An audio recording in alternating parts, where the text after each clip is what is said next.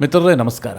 ಮಿತ್ರರೇ, ಬಂಗಾಳದಲ್ಲಿ ಈ ದೇಶದ ಬಹುಸಂಖ್ಯಾತರು ಯಾವ ರಿಸಲ್ಟನ್ನು ಬಯಸಿದ್ರೋ ಅದೇ ರಿಸಲ್ಟ್ ಬಂದಿದೆ. ಈ ಬಾರಿಯ ಬಂಗಾಳದ ಚುನಾವಣೆಯ ಬಗ್ಗೆ ಬಂಗಾಳದ ಜನರಿಗೆ ಎಷ್ಟು ನಿರೀಕ್ಷೆ ಇತ್ತೋ ಅದಕ್ಕಿಂತ ಡಬಲ್ ನಿರೀಕ್ಷೆ ಇಡೀ ದೇಶದ ಜನರಿಗಿತ್ತು. ಅಲ್ಲಿ BJP ಗೆಲ್ಲುತ್ತಾ ಇಲ್ವಾ, ಮಮತಾ ಬ್ಯಾನರ್ಜಿಯವರ ಓಲೈಕೆ ರಾಜಕಾರಣ ಎಂಡ್ ಆಗುತ್ತಾ ಇಲ್ವಾ, ಇದ್ರ ಬಗ್ಗೆ ಕುತೂಹಲ ದಿನೇ ದಿನೇ ಜಾಸ್ತಿ ಆಗ್ತಾ ಇತ್ತು. ನಾನು ವಿಡಿಯೋ ಮಾಡ್ತಾ ಇದ್ದಂತಹ ಸಂದರ್ಭದಲ್ಲೇ ಗಮನಿಸ್ತಾ ಇದ್ದೆ, ನಮ್ಮ ವೀಕ್ಷಕರ ಇನ್ವಾಲ್ವ್ಮೆಂಟನ್ನು ನೋಡಿದಾಗ ನಮ್ಮ ಜನ ಎಷ್ಟು ಆ್ಯಕ್ಟಿವ್ ಆಗಿದ್ದಾರೆ ಅಂತ ಅನ್ನಿಸ್ತಾ ಇತ್ತು.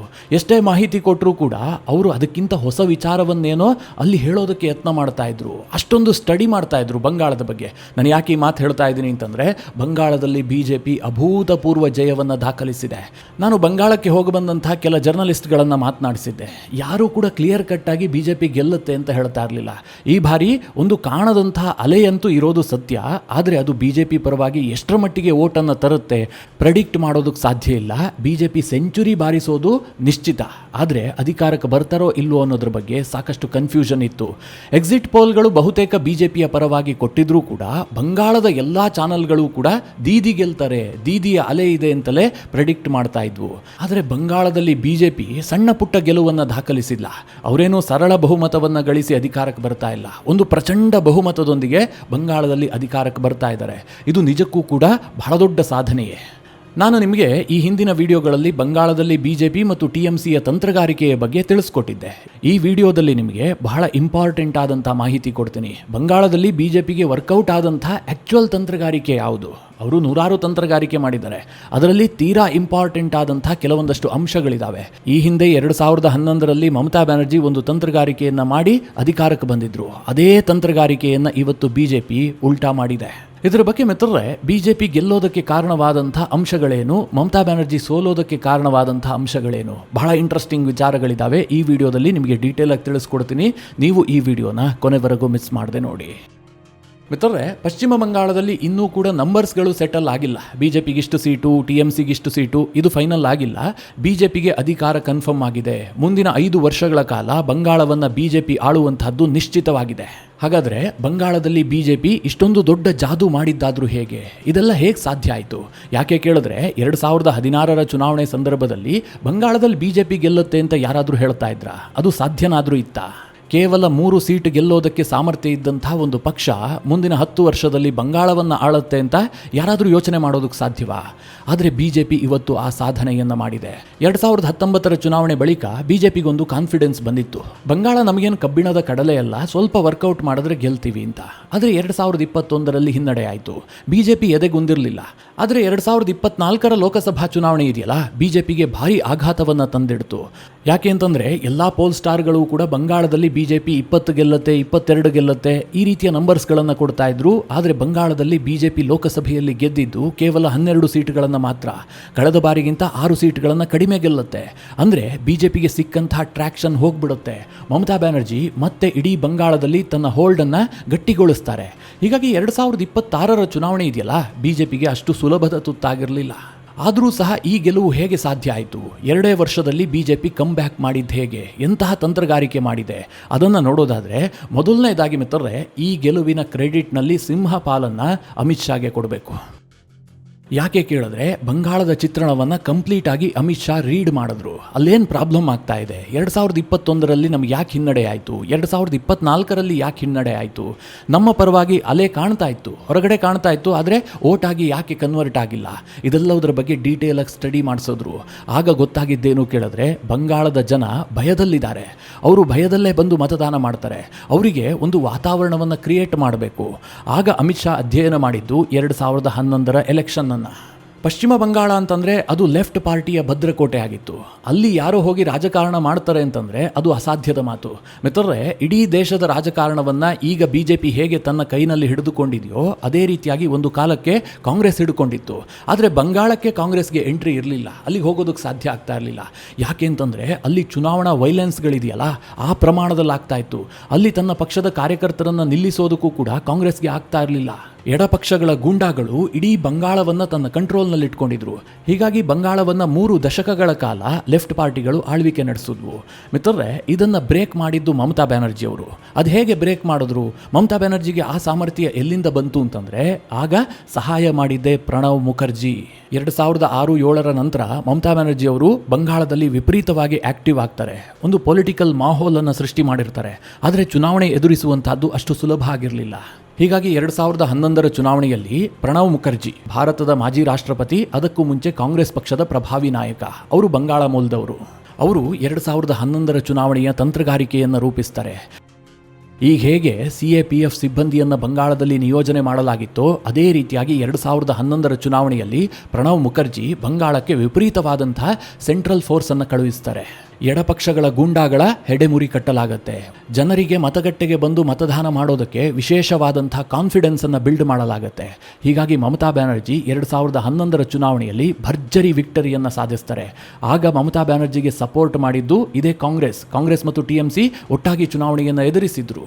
ಈ ಬಾರಿ ಅಮಿತ್ ಶಾ ಬಂಗಾಳವನ್ನು ಗೆಲ್ಲೋದಕ್ಕೆ ಇದೇ ತಂತ್ರಗಾರಿಕೆಯನ್ನು ಪ್ರಯೋಗಿಸಿದ್ದು.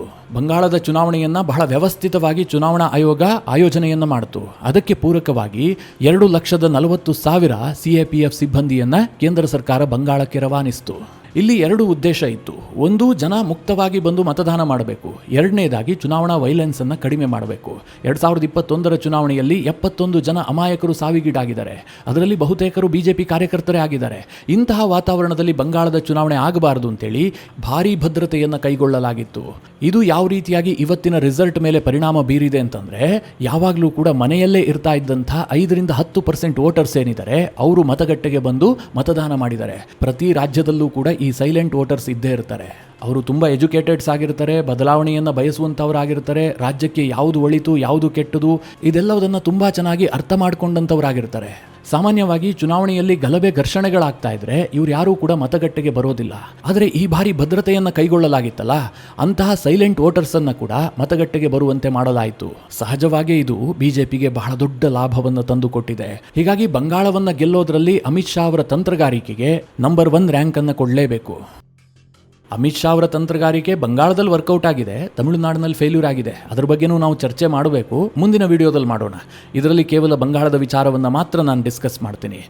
ಎರಡನೇದಾಗಿ, ಬಂಗಾಳದಲ್ಲಿ ಈ ಬಾರಿ BJP ಇಷ್ಟೊಂದು ಪ್ರಚಂಡ ವಿಜಯ ಸಾಧಿಸೋದಕ್ಕೆ ಹಿಂದೂ ಮತಗಳ ಕ್ರೋಢೀಕರಣ. ಅದು ಹೇಗೆ ಹಿಂದೂ ಮತಗಳ ಧ್ರುವೀಕರಣ ಆಯಿತು? 2021ರಲ್ಲಾಗಿರಲಿಲ್ಲ, 2024ರಲ್ಲಾಗಿರಲಿಲ್ಲ, 2026ರಲ್ಲಿ ಯಾಕಾಯಿತು ಕೇಳಿದ್ರೆ ಇದಕ್ಕೆ ಬಹುದೊಡ್ಡ ಕಾರಣ ಬಾಂಗ್ಲಾದೇಶದಲ್ಲಾದಂಥ ಬೆಳವಣಿಗೆ. ಮಿತ್ರರೇ, ಬಾಂಗ್ಲಾದೇಶ ಮತ್ತು ಪಶ್ಚಿಮ ಬಂಗಾಳ ಒಂದೇ ರೀತಿಯ ಕಲ್ಚರನ್ನು ಹಂಚಿಕೊಂಡಂಥ ಒಂದು ಭೂಪ್ರದೇಶ. ಈಗೇನೋ ಗೆರೆ ಎಳೆದು ಬಿಟ್ಟು ಅದು ಬೇರೆ ದೇಶ ಅಂತ ಮಾಡಿಟ್ಟಿರಬಹುದು, ಆದರೆ ಕಲ್ಚರಲ್ಲಿ ಸಾಮ್ಯತೆ ಇದೆ, ಅವರ ನಡುವೆ ಸಂಬಂಧ ಇದೆ, ಒಂದೇ ಭಾಷೆ ಮಾತನಾಡ್ತಾರೆ, ಸಹಸ್ರಾರು ವರ್ಷಗಳಿಂದ ಒಟ್ಟಿಗೆ ಜೀವನ ಮಾಡಿದಂಥವ್ರು. ಹೀಗಾಗಿ ಬಾಂಗ್ಲಾದೇಶದಲ್ಲಿ ಏನಾದರೂ ವ್ಯತಿರಿಕ್ತ ಬೆಳವಣಿಗೆಗಳಾದರೆ ಅದು ಪಶ್ಚಿಮ ಬಂಗಾಳದ ಮೇಲೆ ಪ್ರಭಾವ ಬೀರಿಯೇ ಬೀರುತ್ತೆ. ನಿಮಗೆಲ್ಲ ಗೊತ್ತು ಬಾಂಗ್ಲಾದೇಶದಲ್ಲಿ ಏನೇನಾಯಿತು. ಶೇಖ್ ಹಸೀನಾ ಹೋದ ಮೇಲೆ ಬಾಂಗ್ಲಾದೇಶದಲ್ಲಿ ಎಂತೆಂತಹ ವೈಲೆನ್ಸ್ ಆಯಿತು, ಹೇಗೆ ಹಿಂದೂಗಳ ಮೇಲೆ ಅತ್ಯಾಚಾರ ಅನಾಚಾರಗಳಾದವು. ಇದೆಲ್ಲವುದನ್ನು ಪಶ್ಚಿಮ ಬಂಗಾಳದ ಜನ ಬಹಳ ಸೂಕ್ಷ್ಮವಾಗಿ ಗಮನಿಸ್ತಾ ಇದ್ರು. ಅವರಿಗೊಂದು ಆತಂಕ ಸೃಷ್ಟಿಯಾಗಿತ್ತು. ಆ ಸಂದರ್ಭದಲ್ಲಿ ಮಮತಾ ಬ್ಯಾನರ್ಜಿ ಅವರು ಅದನ್ನು ಅರ್ಥ ಮಾಡಿಕೊಳ್ಳದೆ ಮತ್ತಷ್ಟು ಮುಸ್ಲಿಂ ಓಲೈಕೆ ಮಾಡೋದಕ್ಕೆ ನಿಂತ್ಕೊಂಡ್ಬಿಟ್ರು. ಅದರಲ್ಲೂ ಮುಖ್ಯವಾಗಿ ಮುರ್ಷಿದಾಬಾದ್ ಗಲಭೆ. ಈ ವಕ್ಫ್ ವಿರೋಧಿಸಿ ಮುರ್ಷಿದಾಬಾದ್ನಲ್ಲಿ ದಂಗೆ ಎದ್ರು, ಬಹಳ ದೊಡ್ಡ ಮಟ್ಟದಲ್ಲಿ ಹಿಂದೂಗಳ ಮೇಲೆ ದೌರ್ಜನ್ಯ ನಡೀತು. ಆಗ ಮಮತಾ ಬ್ಯಾನರ್ಜಿ ಅವರು ಹಿಂದೂಗಳ ಪರವಾಗಿ ನಿಲ್ಲುವಂತಹ ಧೈರ್ಯವನ್ನೇ ಮಾಡಿಲ್ಲ. ಎಲ್ಲಿ ಮುಸ್ಲಿಂ ವೋಟ್ ಬ್ಯಾಂಕ್ ಕೈ ತಪ್ಪು ಹೋಗುತ್ತೋ ಅಂತ ಒಂದು ರೀತಿಯಲ್ಲಿ ಮುಸ್ಲಿಂ ಪರವಾದಂತಹ ನಿರ್ಧಾರವನ್ನೇ ಕೈಗೊಂಡ್ರು. ಇದು ಹಿಂದೂಗಳ ಭಾವನೆಯನ್ನು ಪ್ರಬಲವಾಗಿ ಕೆರಳಿಸಿತು. ಇದೇ ಕಾರಣದಿಂದ ಬಂಗಾಳದಲ್ಲಿ ವಿಪರೀತ ಪ್ರಮಾಣದಲ್ಲಿ ಹಿಂದೂಗಳ ಧ್ರುವೀಕರಣ ಆಯಿತು. ಅದರ ರಿಸಲ್ಟ್ ಈಗ ಬಂದಿದೆ. ಅಂದರೆ ಸಿಂಪಲ್ ಆಗಿ ಹೇಳಬೇಕು ಅಂತಂದರೆ ಹಿಂದೂಗಳು ಜಾಗೃತಗೊಂಡಿದ್ದಾರೆ, ಎಚ್ಚರಗೊಂಡಿದ್ದಾರೆ.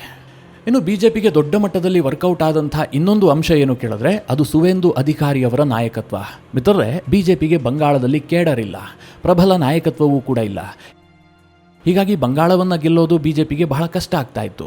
ಆದರೆ ಯಾವಾಗ ಸುವೇಂದು ಅಧಿಕಾರಿ ಒಂದು ಕಾಲದಲ್ಲಿ ಮಮತಾ ಬ್ಯಾನರ್ಜಿಯವರ ರೈಟ್ ಹ್ಯಾಂಡ್ ಆಗಿದ್ರೋ ಅವರು BJPಗೆ ಬರ್ತಾರೆ. ಕೇವಲ BJPಗೆ ಬಂದಿದ್ದು ಮಾತ್ರ ಅಲ್ಲ, BJPಯ ಐಡಿಯಾಲಜಿಯನ್ನು BJPಯವರಿಗಿಂತ ಚೆನ್ನಾಗಿ ಅವರು ರೂಢಿಸಿಕೊಳ್ತಾರೆ. ಯಾವ ಮಟ್ಟಿಗೆ ಅವರು ಪ್ರಬಲವಾಗಿ ಬೆಳೀತಾರೆ ಅಂತಂದ್ರೆ, ಕಳೆದ ಬಾರಿ ಅವರು ಮಮತಾ ಬ್ಯಾನರ್ಜಿ ಅವರನ್ನ ಸೋಲಿಸಿದ್ರು, ವಿರೋಧ ಪಕ್ಷದ ನಾಯಕರಾಗಿದ್ರು. ಈ 5 ವರ್ಷದಲ್ಲಿ ಬಹಳ ಯಶಸ್ವಿಯಾಗಿ ಪಕ್ಷವನ್ನ ಸಂಘಟಿಸ್ತಾರೆ. ಮಮತಾ ಬ್ಯಾನರ್ಜಿ ಅವರನ್ನ ಬಹಳ ವ್ಯವಸ್ಥಿತವಾಗಿ ವಿರೋಧಿಸ್ತಾರೆ. ಇದರಿಂದಾಗಿ ಪಶ್ಚಿಮ ಬಂಗಾಳದ ಜನರಿಗೆ ಒಂದು ಕಾನ್ಫಿಡೆನ್ಸ್ ಬಿಲ್ಡ್ ಆಗುತ್ತೆ. ದೀದಿಗೆ ಟಕ್ಕರ್ ಕೊಡೋದಕ್ಕೆ ದಾದಾ ಕೈಯಿಂದ ಸಾಧ್ಯ. ಅಂದ್ರೆ ಹೇಗೆ ದೀದಿ ಇಮೇಜ್ ಅನ್ನ ಮಮತಾ ಬ್ಯಾನರ್ಜಿ ಬೆಳೆಸ್ಕೊಂಡಿದ್ದಾರೋ ಅದೇ ರೀತಿಯಾಗಿ ದಾದಾ ಇಮೇಜ್ ಅನ್ನ ಸುವೇಂದು ಅಧಿಕಾರಿ ಬೆಳೆಸಿಕೊಳ್ತಾರೆ. ಇದು ಈ ಬಾರಿಯ ಚುನಾವಣೆಯಲ್ಲಿ ಬಹಳ ಮಟ್ಟಿಗೆ ವರ್ಕೌಟ್ ಆಗಿದೆ. ಚುನಾವಣೆ ದಿನ ಅವರು ಓಡಾಡ್ತಿರೋದನ್ನ ನೋಡಬೇಕು. ಪಕ್ಷದ ಕಾರ್ಯಕರ್ತರನ್ನ ಯಾವ ರೀತಿಯಾಗಿ ಹುರಿದುಂಬಿಸ್ತಾ ಇದ್ರು, ಪಕ್ಷದ ಕಾರ್ಯಕರ್ತರನ್ನ ಯಾವ ರೀತಿಯಾಗಿ ಉತ್ಸಾಹಿಸ್ತಾ ಇದ್ರು ಅನ್ನೋದು ಎದ್ದು ಕಾಣ್ತಾ ಇತ್ತು. ಇನ್ನು ಬಂಗಾಳದಲ್ಲಿ ಬಿಜೆಪಿ ಗೆಲುವಿಗೆ ದೊಡ್ಡ ಪ್ರಮಾಣದಲ್ಲಿ ಯಾವುದಾದ್ರೂ ಕೊಡುಗೆ ಇದ್ರೆ ಅದು ಮೋದಿ ಅವರ ಪಾಪ್ಯುಲಾರಿಟಿ. ಮೋದಿ ಈ ಚುನಾವಣೆಯನ್ನು ಬಹಳ ವಿಶೇಷವಾಗಿ ಪರಿಗಣಿಸಿದರು. ಇತ್ತೀಚಿನ ಚುನಾವಣೆಯನ್ನು ಗಮನಿಸಿದ್ರೆ ಸಾಮಾನ್ಯವಾಗಿ ಬಿಜೆಪಿ ನಾಯಕತ್ವ ಸ್ಟೇಟ್ ಲೀಡರ್ಶಿಪ್ಗೆ ಹೆಚ್ಚಿನ ಆದ್ಯತೆಯನ್ನು ಕೊಡುತ್ತೆ. ಆದರೆ ಈ ಬಾರಿ ಬಂಗಾಳ ಚುನಾವಣೆಯಲ್ಲಿ ಹಾಗಾಗಿರಲಿಲ್ಲ. ಬಂಗಾಳದ ಸ್ಥಳೀಯ ನಾಯಕತ್ವವನ್ನು ಬಳಸಿಕೊಂಡರೂ ಕೂಡ ಮೋದಿಯವರು ಪರ್ಸ್ನಲ್ ಆಗಿ ಬಂಗಾಳದ ಚುನಾವಣೆಯ ಬಗ್ಗೆ ವಿಶೇಷ ಆಸಕ್ತಿಯನ್ನು ವಹಿಸಿದ್ರು. ಅತಿ ಹೆಚ್ಚಿನ ಪ್ರಚಾರವನ್ನು ಮಾಡಿದ್ರು. ಬಂಗಾಳಕ್ಕೆ ಹೋಗಿ ಜಾಲ್ಮುರಿಯನ್ನು ತಿಂದಿದ್ದು, ಬೋಟಿಂಗ್ ಮಾಡಿದ್ದು, ಕಾಳಿಭಾರಿ ಮಂದಿರಕ್ಕೆ ಹೋಗಿ ಪೂಜೆ ಮಾಡಿದ್ದು. 2021 ಪ್ರಚಾರ ತಂತ್ರಕ್ಕೂ ಈ ಬಾರಿಯ ಪ್ರಚಾರ ತಂತ್ರಕ್ಕೂ ಮೋದಿಯವರು ವ್ಯತ್ಯಾಸವನ್ನು ಕಂಡುಕೊಂಡಿದ್ದು. 2021ರಲ್ಲಿ ಮೋದಿಯವರು ಪ್ರತಿ ಬಾರಿಯೂ ಕೂಡ ದೀದಿಗೆ ಟಕ್ಕರ್ ಕೊಡ್ತಾ ಇದ್ರು. ಅಂದ್ರೆ ಪರ್ಸನಲ್ ಲೆವೆಲ್ನ ಟಾರ್ಗೆಟ್ ಅನ್ನು ಮಾಡಿದ್ರು. ಈ ಬಾರಿ ಮೋದಿಯವರು ಹಾಗೆ ಮಾಡಲೇ ಇಲ್ಲ. ಅಂದ್ರೆ ದೀದಿಗೆ ಸಿಂಪತಿಯನ್ನು ಗಿಟ್ಟಿಸೋದಕ್ಕೆ ಒಂದೇ ಒಂದು ಅವಕಾಶವನ್ನ ಕೊಟ್ಟಿಲ್ಲ. ನೇರವಾಗಿ ಟಿಎಂಸಿಯನ್ನ ಟಾರ್ಗೆಟ್ ಮಾಡಿದ್ರು, ಟಿಎಂಸಿಯ ಗೂಂಡಾಗಳನ್ನ ಟಾರ್ಗೆಟ್ ಮಾಡಿದ್ರು. ಸಹಜವಾಗಿ ಮೋದಿಯವರ ಈ ತಂತ್ರಗಾರಿಕೆ ಬಂಗಾಳದಲ್ಲಿ ವರ್ಕೌಟ್ ಆಗಿದೆ. ಎರಡನೇದಾಗಿ ಮಿತ್ರರೇ, ಬಂಗಾಳದಲ್ಲಿ ಬಿಜೆಪಿ ಅಧಿಕಾರದಲ್ಲಿಲ್ಲ. ಯಾವ ಪಕ್ಷ ಅಧಿಕಾರದಲ್ಲಿರೋದಿಲ್ವೋ ಅದರ ಬಗ್ಗೆ ಜನರಿಗೆ ನಿರೀಕ್ಷೆ ಇರುತ್ತೆ. ಕೇಂದ್ರದಲ್ಲೇನೋ ಒಳ್ಳೇದು ಮಾಡ್ತಾ ಇದ್ದಾರೆ, ಬಂಗಾಳದಲ್ಲಿ ಮಮತಾ ಬ್ಯಾನರ್ಜಿ ಇದ್ದಾರೆ, ಅದೆಲ್ಲವೂ ಕೂಡ ನಮಗೆ ತಲುಪ್ತಾ ಇಲ್ಲ. ಒಂದು ವೇಳೆ ಮೋದಿಯವರೇ ಬಂಗಾಳವನ್ನು ಆಳಿದ್ದೇ ಆದರೆ, ಇಲ್ಲಿ ಡಬಲ್ ಇಂಜಿನ್ ಸರ್ಕಾರ ಬಂದಿದ್ದೇ ಆದರೆ, ಈ ರೀತಿಯ ಕಲ್ಪನೆಗಳು ಬಿಲ್ಡ್ ಆಗುತ್ತೆ. ಇದೂ ಕೂಡ ಮಮತಾ ಬ್ಯಾನರ್ಜಿ ಅವರಿಗೆ ಸೆಟ್ ಬ್ಯಾಕ್ ಮಾಡಿದೆ, ಬಿಜೆಪಿ ಅವರಿಗೆ ದೊಡ್ಡ ಪ್ಲಸ್ ಪಾಯಿಂಟ್ ಅನ್ನು ಕೊಟ್ಟಿದೆ. ಇನ್ನು ಬಂಗಾಳದಲ್ಲಿ ಈ ಬಾರಿ ಬಿಜೆಪಿ ಬಹಳ ಮಟ್ಟಿಗೆ ಮೈಕ್ರೋ ಮ್ಯಾನೇಜ್ಮೆಂಟ್ ಮಾಡಿತ್ತು. ಇದಕ್ಕೊಂದು ಉತ್ತಮ ಉದಾಹರಣೆ ಏನು ಕೇಳಿದ್ರೆ, ಬಂಗಾಳದ ದೊಡ್ಡ ಸಂಖ್ಯೆಯ ಜನ ದೇಶದ ಬೇರೆ ಬೇರೆ ಭಾಗದಲ್ಲಿ ವಾಸ ಮಾಡ್ತಾ ಇದ್ದಾರೆ, ಅಲ್ಲಿ ಉದ್ಯೋಗ ಕಂಡುಕೊಂಡಿದ್ದಾರೆ. ಉದಾಹರಣೆಗೆ ಹೇಳಬೇಕು ಅಂತಂದ್ರೆ ಬೆಂಗಳೂರಿನಲ್ಲೂ ಕೂಡ ಸಾಕಷ್ಟು ಮಂದಿ ಇದ್ದಾರೆ. ಅವರೆಲ್ಲರನ್ನ ಈ ಚುನಾವಣೆ ಸಂದರ್ಭದಲ್ಲಿ ಬಂಗಾಳಕ್ಕೆ ವಾಪಸ್ ಕರೆಸಿಕೊಳ್ಳಲಾಗಿತ್ತು. ಅವರಿಗೆ ಹೋಗೋದಕ್ಕೆ ಬರೋದಕ್ಕೆ ವ್ಯವಸ್ಥೆಯನ್ನು ಕಲ್ಪಿಸಲಾಗಿತ್ತು. ಅಂದ್ರೆ ಈ ಮಟ್ಟಿನ ಮೈಕ್ರೋ ಮ್ಯಾನೇಜ್ಮೆಂಟ್ ಅನ್ನ ಬಿಜೆಪಿಯವರು ಮಾಡಿದ್ರು. ಅಂದ್ರೆ ಒಂದು ವೋಟ್ ಇದೆ ಅಂತಂದ್ರೆ ಅದನ್ನ ಸುಮ್ಮನೆ ಬಿಡುವಂತಹ ಪ್ರಶ್ನೆಯೇ ಇರಲಿಲ್ಲ. ಅದನ್ನೂ ಕೂಡ ಕಾನ್ಸಂಟ್ರೇಟ್ ಮಾಡಿ ಅದಕ್ಕೂ ಕೂಡ ಗಮನ ಕೊಟ್ಟು ಮತದಾನ ಆಗುವಂತೆ ನೋಡಿಕೊಂಡ್ರು. ಇದೆಲ್ಲ ಬಿಜೆಪಿಗೆ ಪ್ಲಸ್ ಆದಂತಹ ಅಂಶ. ಮಿತ್ರರೇ, ಈಗ ನಿಮಗೊಂದು ಸಹಜವಾದಂತಹ ಪ್ರಶ್ನೆ ಬಂದಿರುತ್ತೆ. ಇಷ್ಟೆಲ್ಲ ಕಾರಣಗಳ ಬಗ್ಗೆ ಮಾತನಾಡ್ತಾ ಇದ್ದಾನೆ, SIR ವಿಚಾರವನ್ನ ಪ್ರಸ್ತಾಪವನ್ನೇ ಮಾಡ್ತಾ ಇಲ್ವಲ್ಲ, ಹಾಗಾದ್ರೆ ಬಂಗಾಳದ ಚುನಾವಣೆಯ ಮೇಲೆ SIR ಪರಿಣಾಮವನ್ನೇ ಬೀರಿಲ್ವಾ? ಈ ಪ್ರಶ್ನೆ ನಿಮಗೆಲ್ಲ ಬಂದಿರಬಹುದು, ಸಹಜ ಕೂಡ. ಆದರೆ ಚುನಾವಣಾ ಫಲಿತಾಂಶದ ಮ್ಯಾಪ್ ಅನ್ನು ನೋಡಿದ್ರೆ SIR ಬಹಳ ದೊಡ್ಡ ಮಟ್ಟದಲ್ಲಿ ಇಂಪ್ಯಾಕ್ಟ್ ಮಾಡಿದೆ ಅಂತ ಹೇಳೋದಕ್ಕೆ ಸಾಧ್ಯ ಇಲ್ಲ. ಕೆಲ ಸೀಮಿತ ಕ್ಷೇತ್ರಗಳಲ್ಲಿ ಒಂದಷ್ಟು ಬೆನಿಫಿಟ್ ಅನ್ನು ಮಾಡಿರಬಹುದು.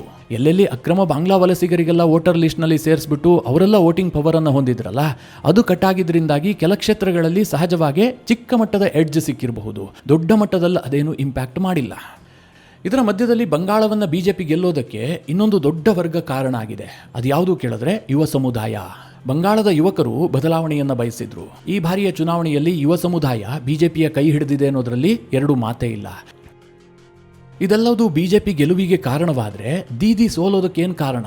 ಬಂಗಾಳದಲ್ಲಿ ಮಮತಾ ಬ್ಯಾನರ್ಜಿ ಅವರನ್ನ ಎದುರು ಹಾಕೊಂಡು ಗೆಲ್ಲೋದಕ್ಕೆ ಸಾಧ್ಯನೆಂದ್ರಿ ಹೀಗಂತ ಬಹುತೇಕರು ಹೇಳ್ತಾ ಇದ್ರು. ಅಷ್ಟೊಂದು ಪ್ರಬಲವಾಗಿ ಕಾಣ್ತಾ ಇದ್ದಂತಹ ಮಮತಾ ಬ್ಯಾನರ್ಜಿ ಈ ರೀತಿಯಾಗಿ ಮುಗ್ಗರಿಸೋದಕ್ಕೇನು ಕಾರಣ? ಮಿತ್ರರೇ, ಯಾರು ಬೇಕಾದರೂ ಹೇಳಬಹುದಾದಂತಹ ಒಂದು ದೊಡ್ಡ ಕಾರಣ ಏನು ಕೇಳಿದ್ರೆ ಅದು ಮುಸ್ಲಿಂ ಓಲೈಕೆ. ನನಗನ್ಸುತ್ತೆ ಮಿತ್ರರೇ, ಈ ದೇಶದ ಕೆಲ ಪಕ್ಷಗಳು ಮುಂದಿನ ದಿನಗಳಲ್ಲಿ ಗಂಭೀರವಾದಂತಹ ಚಿಂತನೆ ಮಾಡುವ ಅವಶ್ಯಕತೆ ಇದೆ. ಆ ಓಲೈಕೆ ರಾಜಕಾರಣ ಇದೆಯಲ್ಲ, ಇದು ಎಂಡಿಂಗ್ ಸ್ಟೇಜ್ಗೆ ಬಂದಿದೆ. ಇಷ್ಟು ದಿನ ಏನಾಗ್ತಾ ಇತ್ತು ಗೊತ್ತಾ? ಮುಸ್ಲಿಂ ಓಲೈಕೆ ಮಾಡಿದ್ರೆ ಹಿಂದೂಗಳೇನು ಒಗ್ಗಟ್ಟಾಗೋದಿಲ್ಲ. ಅಲ್ಲಿ ಜಾತಿ ವಿಚಾರದಲ್ಲಿ ಅವರನ್ನು ವಿಭಜಿಸಬಹುದು. ಜಾತಿ ಆಧಾರಿತವಾಗಿ ಆ ಓಟ್ಗಳು ನಮಗೆ ಬರುತ್ತೆ. ಮುಸ್ಲಿಂ ಓಲೈಕೆ ಮಾಡಿದ್ದೆ ಆದರೆ ಆ ರಾಜ್ಯದಲ್ಲಿ ಎಷ್ಟು % ಮುಸ್ಲಿಮರಿದ್ದಾರೋ ಅಷ್ಟು % ಓಟ್ಗಳು ನಮಗೆ ಕನ್ಫರ್ಮ್ ಆಗಿಬಿಡುತ್ತೆ. ಈಗ ಉದಾಹರಣೆಗೆ ಬಂಗಾಳದ ವಿಚಾರವನ್ನೇ ಹೇಳಬೇಕು ಅಂತಂದ್ರೆ, ಬಂಗಾಳದಲ್ಲಿ ದ್ವಿತೀಯ ವೋಟ್ ಶೇರ್ ಖಾತೆ ಆರಂಭವಾಗ್ತಾ ಇದ್ದಿದ್ದೆ 30%ನಿಂದ. ನೀವೇನು ಕೆಲಸ ಮಾಡಿ ಬಿಡಿ, ಆ 30% ವೋಟ್ ಶೇರ್ ಇದೆಯಲ್ಲ ಅದು ಫಿಕ್ಸ್. ಹೀಗಾಗಿ ಕಾಂಗ್ರೆಸ್ ಇರಬಹುದು, ಸಮಾಜವಾದಿ ಪಕ್ಷ ಇರಬಹುದು, RJD ಇರಬಹುದು, ಈ TMC ಇರಬಹುದು, DMK ಇರಬಹುದು, ಇವರೆಲ್ಲರೂ ಕೂಡ ಇದರ ಅಡ್ವಾಂಟೇಜ್ ಅನ್ನ ಇಷ್ಟು ವರ್ಷಗಳ ಕಾಲ ಪಡೆದುಕೊಳ್ತಾ ಇದ್ರು. ಆದರೆ ಧ್ವನಿಗೆ ಪ್ರತಿಧ್ವನಿ ಇದ್ದೇ ಇರುತ್ತೆ. ಇಷ್ಟು ವರ್ಷಗಳ ಕಾಲ ಹಿಂದೂಗಳು ಎಚ್ಚರಗೊಂಡಿರಲಿಲ್ಲ. ಸೆಕ್ಯುಲರಿಸಂ ಅಂತ ಇವರೇನು ಕತೆ ಬಿಗಿತಾ ಇದ್ರಲ್ಲ, ಇದನ್ನ ಹಿಂದೂಗಳು ಕೇಳಿಸ್ಕೊಂಡು ಜಾತಿಯಲ್ಲಿ ವಿಭಜನೆಗೊಂಡಿದ್ರು. ಆದ್ರೆ ಈಗ ಹಿಂದೂಗಳು ಎಚ್ಚರಗೊಂಡಿದ್ದಾರೆ. ಬಿಜೆಪಿಯವರು ಇದನ್ನ ಅಡ್ವಾಂಟೇಜ್ ಆಗಿ ಬಳಸ್ಕೊಳ್ತಾ ಇದ್ದಾರೆ. ಮುಸ್ಲಿಂ ಓಲೈಕೆಯನ್ನ ಎದುರಾಳಿ ಪಕ್ಷ ಮಾಡಿದ್ದೆ ಆದ್ರೆ ಬಿಜೆಪಿಯವರು ಹಿಂದೂಗಳ ಓಲೈಕೆ ಮಾಡ್ತಾ ಇದ್ದಾರೆ. ಇವತ್ತು ದೀದಿ ಕೋಟೆ ಬಂಗಾಳದಲ್ಲಿ ಉರುಳಿದೆ ಅಂತಂದ್ರೆ ಅದಕ್ಕೆ ಮುಖ್ಯ ಕಾರಣವೇ ಇದು. ಮುಸ್ಲಿಮರ ಓಲೈಕೆಯೇ ದೀದಿಗೆ ಮುಳ್ಳಾಗಿದ್ದು. ಜೊತೆಗೆ ಮಿತ್ರರೇ, ಬಂಗಾಳದಲ್ಲಿ ವಿಪರೀತವಾಗಿ SIR ರಾಜಕಾರಣ ಮಾಡಿದ್ರು. ಇದು ಅಷ್ಟರ ಮಟ್ಟಿಗೆ ವರ್ಕೌಟ್ ಆಗಿಲ್ಲ. ಬಂಗಾಳದ ಜನ ಉದ್ಯೋಗವನ್ನು ಬಯಸಿದ್ರು, ಅವರಿಗೆ ಉತ್ತಮವಾದಂತಹ ಸುಶಾಸನ ಬೇಕಿತ್ತು, ಒಂದು ಉತ್ತಮವಾದಂತಹ ಪೊಲೀಸ್ ವ್ಯವಸ್ಥೆ ಬೇಕಿತ್ತು, ಮಹಿಳೆಯರಿಗೆ ಭದ್ರತೆ ಬೇಕಿತ್ತು. ಇದು ಯಾವುದನ್ನು ಅಡ್ರೆಸ್ ಮಾಡದಂತಹ ದೀದಿ ಕೇವಲ SIR ಗುಮ್ಮ ತೋರಿಸೋದಕ್ಕೆ ಶುರು ಮಾಡಿದ್ರು. ಜನರಿಗೆ ಅದು ಇಷ್ಟ ಆಗಿಲ್ಲ, ಅದು ದೊಡ್ಡ ವಿಚಾರವೂ ಆಗಿರಲಿಲ್ಲ. ಇದಕ್ಕೆ ಮುಂದುವರೆದು ಹೇಳಬೇಕು ಅಂತಂದ್ರೆ ದೀದಿ ಬಂಗಾಳಕ್ಕೆ ಗೂಂಡಾ ರಾಜ್ಯದ ಇಮೇಜ್ ಅನ್ನು ತಂದು ಬಿಟ್ರು. ಮಿತ್ರರೇ, ಬಂಗಾಳ ಇದೆಯಲ್ಲ ಬಹಳ ಬುದ್ಧಿವಂತರ ನಾಡು. ನೀವು ಸ್ವತಂತ್ರ ಭಾರತದ ಇತಿಹಾಸವನ್ನ ನೋಡಿ, ಸ್ವತಂತ್ರ ಪೂರ್ವದ ಇತಿಹಾಸವನ್ನ ನೋಡಿ, ಎಂತೆಂತಹ ಹೋರಾಟಗಾರರನ್ನ ಬಂಗಾಳ ಕೊಟ್ಟಿದೆ. ಈ ದೇಶದಲ್ಲಿ ದೊಡ್ಡ ಕ್ರಾಂತಿ ಆರಂಭಗೊಳ್ತಾ ಇದ್ದಿದ್ದೆ ಬಂಗಾಳದಲ್ಲಿ. ಇವತ್ತು ಬಂಗಾಳದ ಸ್ಥಿತಿ ಏನಾಗಿದೆ? ಒಂದು ಬಿಮಾರು ರಾಜ್ಯದ ಸಾಲಿನಲ್ಲಿ ಬಂದು ನಿಲ್ಬೇಕಾಗಿದೆ. ಯಾವ ಬಂಗಾಳಕ್ಕೆ ಜನ ಕೆಲಸಕ್ಕೆ ಅಂತ ಹೋಗ್ತಾ ಇದ್ರು, ಇವತ್ತು ಅದೇ ಬಂಗಾಳದ ಜನ ಬೇರೆ ಕಡೆಗೆ ಕೆಲಸಕ್ಕೆ ಹೋಗಬೇಕಾದಂತಹ ಪರಿಸ್ಥಿತಿ ಬಂದೊದಗಿದೆ. ಪ್ರತಿನಿತ್ಯ ಬಂಗಾಳದ ಬಗ್ಗೆ ನೆಗೆಟಿವ್ ಸುದ್ದಿಗಳು, ಅಲ್ಲಿನ ಮಹಿಳೆಯರ ಮೇಲೆ ಅತ್ಯಾಚಾರ, ಅನಾಚಾರ, ಇದರಿಂದಲೇ ಬಂಗಾಳ ಸದ್ದು ಮಾಡ್ತಾ ಇದೆ. ಇದೆಲ್ಲವೂ ಕೂಡ ದೀದಿಯವರ ಇಮೇಜ್ಗೆ ಬಹಳ ಮಟ್ಟಿಗೆ ಡ್ಯಾಮೇಜ್ ಮಾಡಿತ್ತು. ಅದರ ರಿಸಲ್ಟ್ ಇವತ್ತು ಈ ರೀತಿಯಾಗಿ ಬಂದಿದೆ. ಮಮತಾ ಬ್ಯಾನರ್ಜಿ ಅವರು 2011ರಿಂದ 2024ರವರೆಗೆ ನಿರಂತರವಾಗಿ ಗೆಲ್ಲೋದಕ್ಕೆ ಮಹಿಳಾ ಮತದಾರರ ಪಾತ್ರ ಇದೆಯಲ್ಲ ಬಹಳ ದೊಡ್ಡ ಮಟ್ಟದಲ್ಲಿತ್ತು. ದೀದಿಯನ್ನ ಯಾರು ಕೈ ಬಿಟ್ಟರು ಮಹಿಳಾ ಮತದಾರರು ಕೈ ಬಿಡ್ತಾ ಇರಲಿಲ್ಲ. ಆದರೆ ಈ ಬಾರಿಯ ಆಡಳಿತ ಇತ್ತಲ್ಲ, ಅಂದ್ರೆ 2021ರಿಂದ 2026ರವರೆಗಿನ ಆಡಳಿತ, ಈ ಅವಧಿಯಲ್ಲಿ ಮಹಿಳೆಯರ ಸುರಕ್ಷತೆಗೆ ದೀದಿ ಆದ್ಯತೆಯನ್ನೇ ಕೊಟ್ಟಿಲ್ಲ. ಯಾಕೆ ಅಂತಂದ್ರೆ ಕ್ರಿಮಿನಲ್ ಆಕ್ಟಿವಿಟೀಸ್ನಲ್ಲಿ ಭಾಗಿಯಾಗ್ತಾ ಇದ್ದಂಥವರು TMCಯ ಗೂಂಡಾಗಳು, ಅದರಲ್ಲೂ ಕೂಡ ಮೈನಾರಿಟಿ ಕಮ್ಯುನಿಟಿಗೆ ಸೇರಿದಂಥವರು, ಅವರ ವಿರುದ್ಧ ಪೊಲೀಸರು ಕ್ರಮ ಕೈಗೊಳ್ಳೋದಕ್ಕೆ ಹಿಂದೇಟು ಹಾಕ್ತಾ ಇದ್ರು. ಹೀಗಾಗಿ ಬಂಗಾಳದಲ್ಲಿ ಮಹಿಳಾ ಸುರಕ್ಷತೆ ನಂಬರ್ 1 ಟಾಕಿಂಗ್ ಪಾಯಿಂಟ್ ಆಗಿತ್ತು. ಒಟ್ಟಿನಲ್ಲಿ ಈ ಎಲ್ಲ ಕಾರಣಗಳಿಂದಾಗಿ ಬಿಜೆಪಿ ಬಂಗಾಳದಲ್ಲಿ ಗೆದ್ದಿದೆ, TMC ಸೋತಿದೆ. ಇದೊಂದು ಅಭೂತಪೂರ್ವ ಗೆಲುವು. ಯಾರೆಲ್ಲ ಈ ದೇಶದಲ್ಲಿ ನರೇಂದ್ರ ಮೋದಿ ಅವರ ಯುಗ ಮುಗಿದು ಹೋಯಿತು, ನರೇಂದ್ರ ಮೋದಿ ಅವರ ವಿರುದ್ಧ ಅಲೆ ಇದೆ, ಹಾಗಿದೆ ಹೀಗಿದೆ ಅಂತ ಕತೆ ಬಿಗಿತಾ ಇದ್ರಲ್ಲ, ಅವರೆಲ್ಲರಿಗೂ ಕೂಡ ಬಂಗಾಳದ ಚುನಾವಣೆ ಇದೆಯಲ್ಲ ಸ್ಪಷ್ಟ ಉತ್ತರವನ್ನು ಕೊಟ್ಟಿದೆ. ಮಿತ್ರರೇ, ಇದಿಷ್ಟು ಬಂಗಾಳದಲ್ಲಿ ಬಿಜೆಪಿ ಗೆಲುವಿಗೆ ಕಾರಣವಾದಂಥ ಅಂಶಗಳು, TMC ಸೋಲಿಗೆ ಕಾರಣವಾದಂಥ ಒಂದಷ್ಟು ಕಾರಣಗಳು. ಮುಂದಿನ ವಿಡಿಯೋಗಳಲ್ಲಿ ಬಂಗಾಳದಲ್ಲಿ ಯಾರು ಮುಖ್ಯಮಂತ್ರಿ ಆಗಬಹುದು, ದೀದಿ 2029 ಅಥವಾ 31ರಲ್ಲಿ ಕಂಬ್ಯಾಕ್ ಮಾಡುವಂತಹ ಸಾಧ್ಯತೆಗಳು ಎಷ್ಟಿದೆ, ಲೋಕಸಭೆಯ ಚುನಾವಣೆಗೆ ಈ ಚುನಾವಣಾ ಫಲಿತಾಂಶ ಯಾವ ರೀತಿಯಾಗಿ ಪರಿಣಾಮ ಬೀರುತ್ತೆ, ಉತ್ತರ ಪ್ರದೇಶದ ಮೇಲೆ ಪರಿಣಾಮ ಏನು, ಇದೆಲ್ಲದರ ಬಗ್ಗೆ ಮುಂದಿನ ವಿಡಿಯೋಗಳಲ್ಲಿ ನಿಮಗೆ ಡೀಟೇಲ್ ಆಗಿ ತಿಳಿಸ್ಕೊಡುವಂತಹ ಪ್ರಯತ್ನ ಮಾಡ್ತೀನಿ. ಈ ವಿಚಾರದ ಕುರಿತಾಗಿ ನಿಮ್ಮ ಅನಿಸಿಕೆ ಅಭಿಪ್ರಾಯಗಳೇನು ಕಮೆಂಟ್ ಮಾಡುವ ಮೂಲಕ ನಮಗೆ ತಿಳಿಸಿ. ಹಾಗೆ ನಿಮಗೆ ಈ ವಿಡಿಯೋ ಇಷ್ಟವಾದರೆ ಲೈಕ್ ಮಾಡಿ. ಜೊತೆಗೆ ನೀವಿನ್ನೂ ನಿಮ್ಮ ನೆಚ್ಚಿನ ಸಂಸ್ಕಾರ ಸೌರಭ ಯೂಟ್ಯೂಬ್ ಚಾನಲ್ನ ಸಬ್ಸ್ಕ್ರೈಬ್ ಮಾಡಿಲ್ಲ ಅಂತಾದರೆ ಈ ಕೂಡಲೇ ಸಬ್ಸ್ಕ್ರೈಬ್ ಮಾಡಿ. ಮುಂದಿನ ಎಲ್ಲ ಅಪ್ಡೇಟ್ಗಳ ನೋಟಿಫಿಕೇಷನ್ಗಾಗಿ ಬೆಲ್ ಐಕಾನ್ ಒತ್ತಿ.